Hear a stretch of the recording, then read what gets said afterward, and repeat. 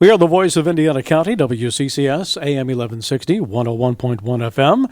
Indiana in the Morning, being brought to you by First Commonwealth Bank. We're joined this morning in studio by a good friend of Renda Broadcasting, and we've had her on the air many, many times before, Michelle Fryling from IUP. Good morning and welcome back, Michelle. Good morning. I'll tell you, it feels like home. I pulled up. My parking space was right in front of the building. I'm going, it must be fate. No, I'm so glad that you invited me back on. We certainly miss Todd, but I'm going to report to him that his job might be a little bit in jeopardy because you're doing a great job. But we have had such an amazing summer at the university. You know, of course, it's hard for me to look at the calendar and go, oh my gosh, our summer's winding down. But it's been anything but quiet at our place.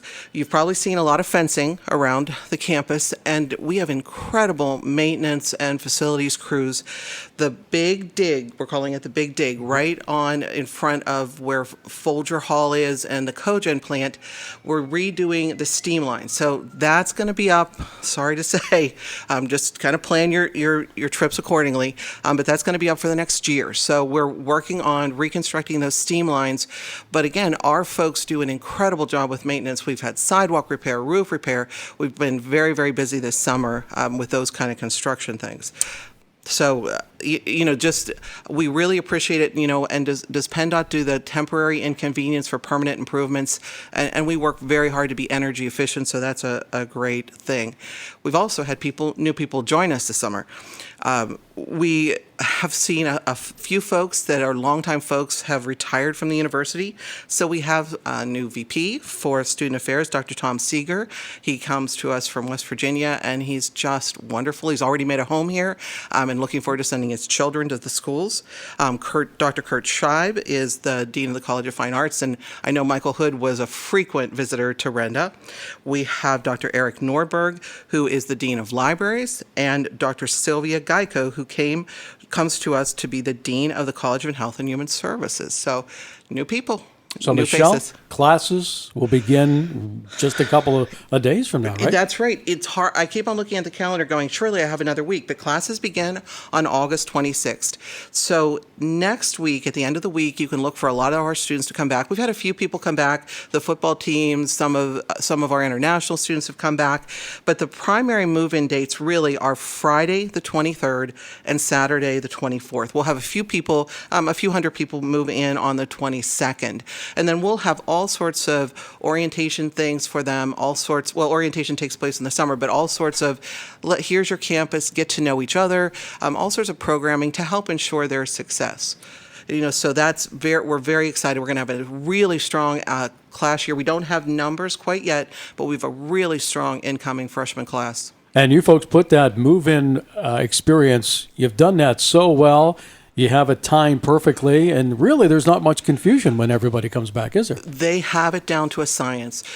Families get a time of arrival card, and they know exactly where to park, and it's almost like the WeatherTech commercial when the ninjas move in and they move your car and they put things out and they move your car.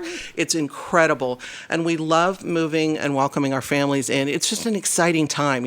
Again, while I wish I had a couple more weeks to prepare, it's a wonderful time of the year. I mean, back to school is incredible. So we'll look forward to starting a great new year. Again, classes begin on the 26th. And then on the 27th, as we talk about preparing our students for success, we are formally opening the University College. It really opened last year, and we had several students. And this is a place, Chuck, 10 years ago, some of the careers that our students hold weren't even invented. We had no idea.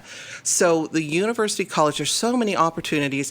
This helps a student who comes to us and says, I just don't know what I want to major in. I don't want to make a mistake. I don't know what all is out there. So the University College is really the place for students that are exploring their opportunities. And it helps to get them focused. They take special classes. They have peer groups that they work with. It's a great opportunity for students, because we never want a student to come to us and go, I don't know what I want to major in, and they flounder a little bit. But this is going to help them to kind of set their course and tell them it's okay not to know your major when you come to school.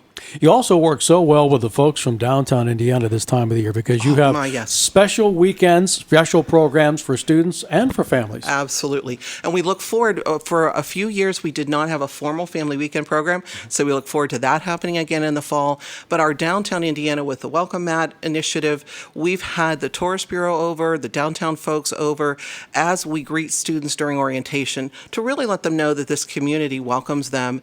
And we want them to feel a bond with this community. Truly, Chuck, alumni come back and tell us, I loved being here. This was some of the happiest years of my life. I met my spouse here. So we want to have them embrace the whole community the way the community has embraced our students. It's incredible. And that's so helpful, especially for students who are coming in from out of town, out of the area. This is going to be their home for the next 4 years, and it gives their parents an excellent opportunity to take a look at the conditions and the environment here in Indiana. Absolutely. And I think parents tell us they are charmed by our downtown. They love it's so safe, and the community residents are so welcoming. So, we have the best of all worlds, a great town and a great gown, we think. But one of the things I did want to talk about, too, as we talk about the busy summer, it's one of my favorite things. It's in its 5th year. It's called the Research Experiences for Summer Scholars.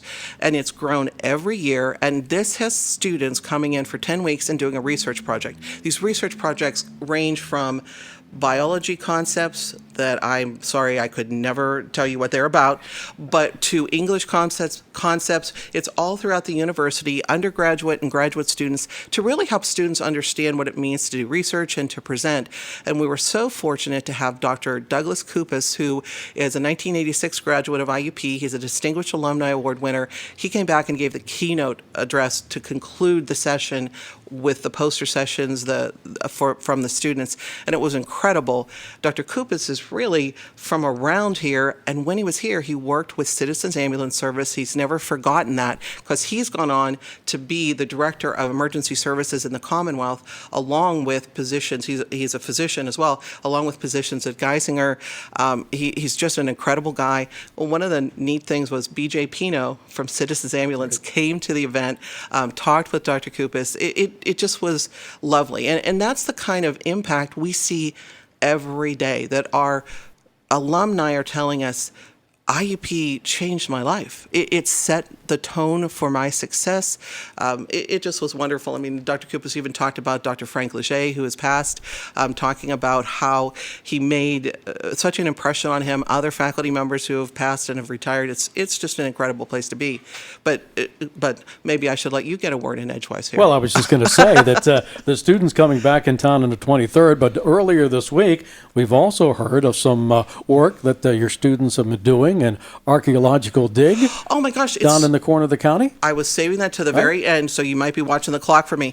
We are so excited about this. Dr. Ben Ford and Dr. Bill Chadwick in our Department of Anthropology took 17 students, graduate, undergraduate, some major, some not, for a dig to discover a site they knew of was Newtown Village. It's right on the border of Indiana and Westmoreland counties, near to Blairsville. And so they're digging along, and they found some pottery shards and some other artifacts that would certainly clue them in that was used as Newtown Village.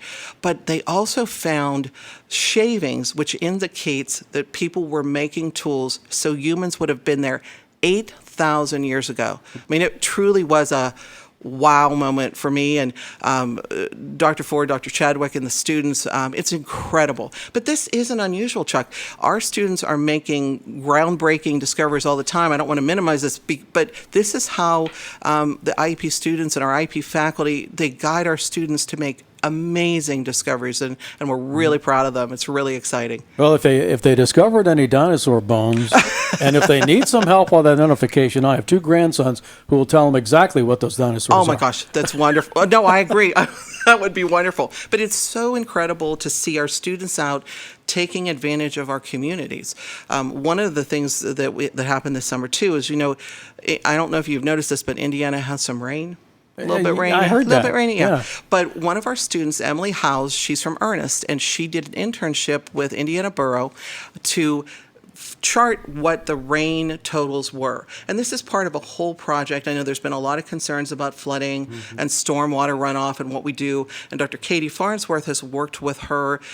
Dr. Farnsworth is in our geoscience department to help to develop this program. It's all part of Stormwater Education. And again, it's a great cooperative opportunity with our town, with our community. So we're really excited, and it's fun to see local students coming here and being successful and giving back to the community. Wrapping up our talk this morning with Michelle Fryling from IUP. Of course, during the course of the year, we always hear about awards and, this department did this student was at the top of this study, and that's always great to hear. It is. We, when we started out the year, or ended our academic year and started out the summer with a Fulbright Award with Dr. Joe Townsend, with 2 students getting Gilman Awards, 1 student, Dan Wethy, getting a student Fulbright Research Award to be in China, and the list goes on and on and on, and that's an incredible thing. And I can't thank our community partners enough for the support they give our university. Our faculty are amazing, our support folks,